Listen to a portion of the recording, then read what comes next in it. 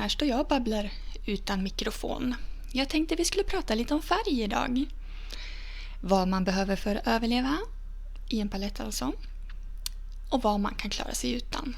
Men först så behöver jag mitt te.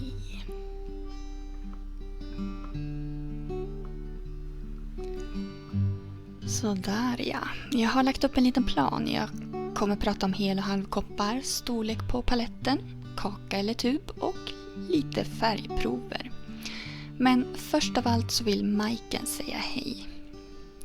Gos, mys. Så, nu kan vi fortsätta. Jag har 2 paletter. Den lila vita i mitten är min nybörjarpalett, alltså den allra första jag köpte på Clas Ohlson. Och den är av märket Winsor & Newton som jag är jättenöjd med och som jag har fortsatt med sedan dess. Den här lilla paletten använder jag fortfarande när jag reser. Och den är fylld med det som kallas för halvkoppar. Det är alltså den här storleken. Och till höger så ser ni de lite större varianterna som är avlånga. De kallas för helkoppar. Och den lilla paletten är ju köpt med färdiga kakor i. Nu har jag bytt dem lite men det ser ut ungefär så här när man köper den.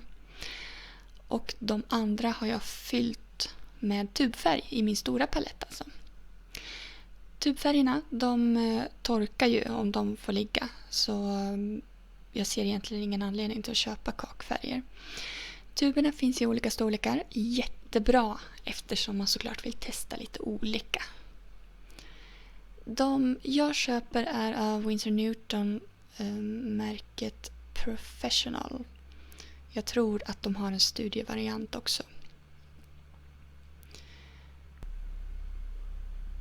Och de här tuberna de fyller jag helt enkelt på i de här kopparna. Och använder man dem inte så torkar de helt enkelt till en kaka och kan användas ändå. I slutet av den här videon kommer jag visa när jag målar med både kakfärg och tubfärg. Här ser ni mina färgprover, swatches. Jag har helt enkelt målat en bit med varje färg. Och jag använder dem oftast när jag ska sätta ihop färgkombinationer. Eller om jag saknar en färg i en målning. Så kan jag bara ta en sån här och titta. Funkar den här? Funkar den inte? Men idag när jag fick för mig att rensa min målarlåda, städa den lite, så tänkte jag att jag skulle göra lite större färgprover eftersom de andra var väldigt, väldigt små. Så det ni ser här är rutor där jag har målat upp alla färger som jag har oavsett om jag använder dem eller inte. När jag började måla med akvarell så köpte jag ganska ofta nya färger för att jag tyckte det var kul att prova. Nu för tiden så blandar jag gärna. Hellre än att använda färdigblandade färger.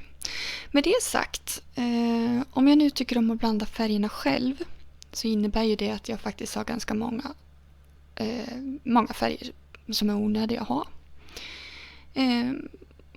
Har jag en blå till exempel så har jag blått och gult så kan jag blanda grönt.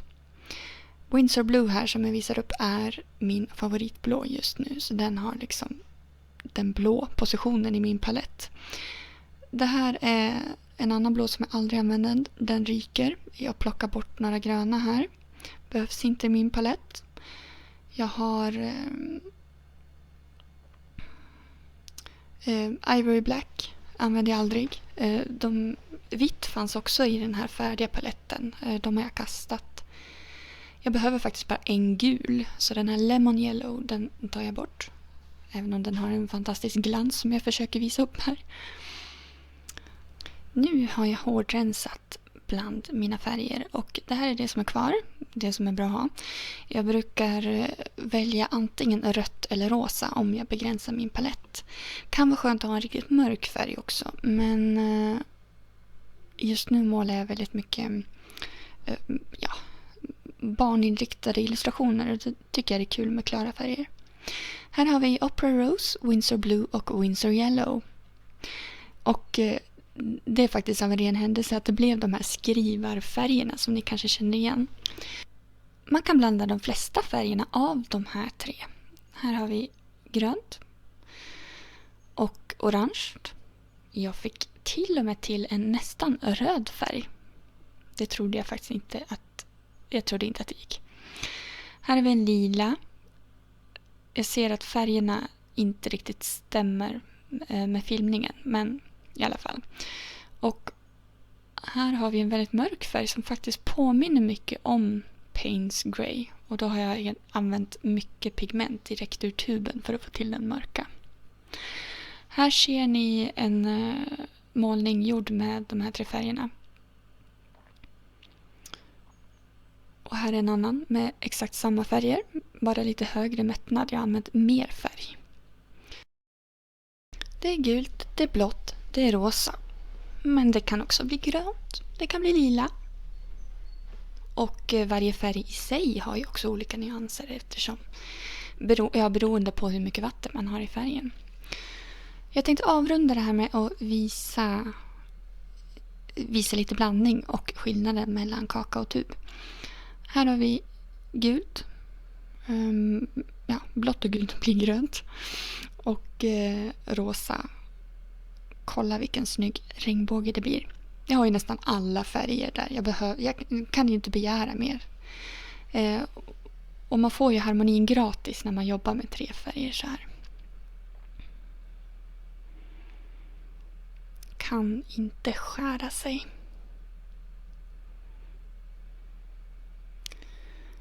Så, nu tar jag fram min gamla palett här där jag har kakor. Alltså torkade färger. Och sen i min stora palett här så har jag precis fyllt på med färg från tuber. Så jag börjar med att lägga lite grönt från kaka. Och vid sidan av där så lägger jag lite grönt från tuben. Och ni ser ju ganska direkt där att det är lite mer kraft i den flytande färgen. Det är jätteroligt att måla vått i vått med de här tubfärgerna tycker jag. Man kan få en otrolig intensitet i bilderna. Och här ser ni rosa vid sidan av varandra. Kaka till höger och så har vi tub till vänster. Och jag gör likadant med den gula. Först var jag tvungen att tvätta ur den gula för han var lite smutsig.